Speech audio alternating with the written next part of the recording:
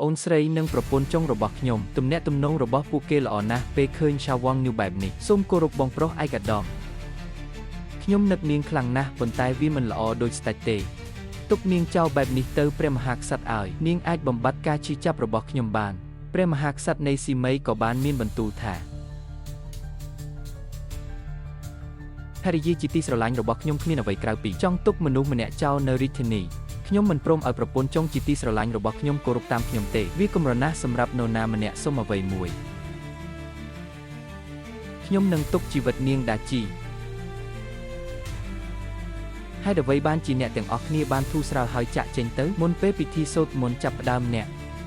ការដុតធូបនិងការងូតទឹកគឺចាំបាច់ដើម្បីធ្វើឲ្យចិត្តស្ងប់ជីងស៊ីនបាននាំពួកគេចុះទៅជាន់ក្រោមដើម្បីបដូរសម្លៀកបំពាក់មិនអីទេព្រះមហាក្សត្រ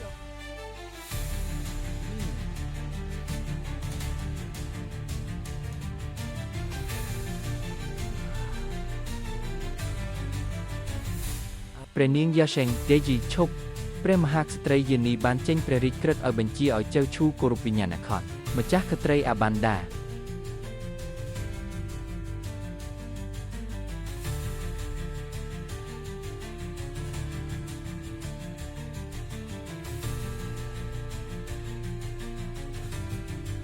តើវាអាចថាខ្ញុំច្រឡំអ្នកជាមួយអ្នកផ្សេងទេ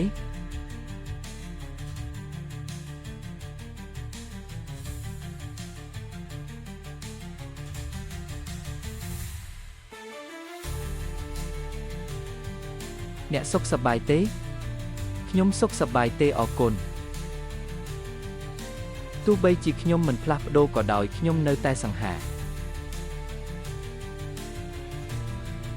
ដូចជាបងប្អូនស្រីទេពអប្សរដែលបានជួបអ្នកនឹងខ្ញុំគ្រួសារមកដល់ហើយប្រញាប់ឡើងលឿនឡើងខ្ញុំគិតថាខ្ញុំជាមនុស្សតែម្នាក់គត់ដោយមិននឹកស្មានដល់មនុស្សម្នាក់ធ្វើដំណើរឆ្លងកាត់ពេលវេលាទាំងអាចជួបជុំក្រុមគ្រួសាររបស់អ្នកនៅទីនេះអ្នកក៏មានប្រព័ន្ធមួយដែរមែនទេខ្ញុំត្រូវការច្រើនជាងប្រព័ន្ធមួយខ្ញុំក៏ត្រូវការភារកិច្ចផងដែរមានតែតាមរយៈការសញ្ជេញម្ចាស់វាំងនៃពិភពលោកវិញទៅលោកម្ចាស់នៃព្រះបរមរាជវាំងមិនមែនដូច្នោះទេតើនោះជាស្ដេចជើមែនទេខ្ញុំបានស៊ូទ្រាំនឹងក្លិនស្អុយនៃអណ្ដូងរ៉ែដែលកំពុងឆេះបេះដូងបានប្រើមិនអាគមឈាមទាំងអស់របស់វានាងបានលបួងគាត់ព្រោះនាងគិតថាគាត់ជាមនុស្សបែបនោះលទ្ធផលនៃព្រះបរមរាជវាំងនៃពិភពលោកដូច្នេះអ្នកបានលួងលោមយានយាវព្រោះអ្នកមានផ្ទៃពោះនាងត្រូវបានគេសង្ស័យថាជាគោដៅរបស់អ្នកដូចដែលវាបានប្រែក្លាយនាងស្ទើរតែខ្ញុំដាក់ខ្លួនឯងនៅក្នុងនោះដូច្នេះអ្វីដែលអ្នកក៏ទេនិយាយអ្នកមានភាពតាក់ទាញព្រោះអ្នកកំពុងស្វែងរកដៃគូលេចធ្លោវត្ថុនៃការពិភាក្សាគឺម្ចាស់កត្រីជាងប៉ុន្តែវាលែងមានអ្វីតាក់ទងនឹងខ្ញុំទៀតហើយនាងនឹងស្ដេចជើបានជួបប្រកែកគ្នាហើយបន្ទាប់មកបានបុកគ្នាជាមួយអ្វីមួយគាត់បានស្លាប់ដោយសារបុកនឹងបង្គោលមួយតើអ្នកណាជាគោលដៅរបស់អ្នកសម្រាប់រឿងស្នេហាក្រុមប្រូតុងឥឡូវនេះខ្វះតែយេវ៉ាប៉ុណ្ណោះតើអ្នកបានធ្វើអ្វីជាមួយយិនយ៉ែវយុទ្ធសាស្ត្ររបស់អ្នកវត្ថុនេះគឺជាក្រុមចម្រៀងប្រុសទាំងមូលតើនេះជាភារកិច្ចមែនទេនេះច្បាស់ណាស់ការហាមឃាត់គ្រឿងញៀនគឺជាពរជ័យមួយកុំបារម្ភអីបងស្រីសៀវហុង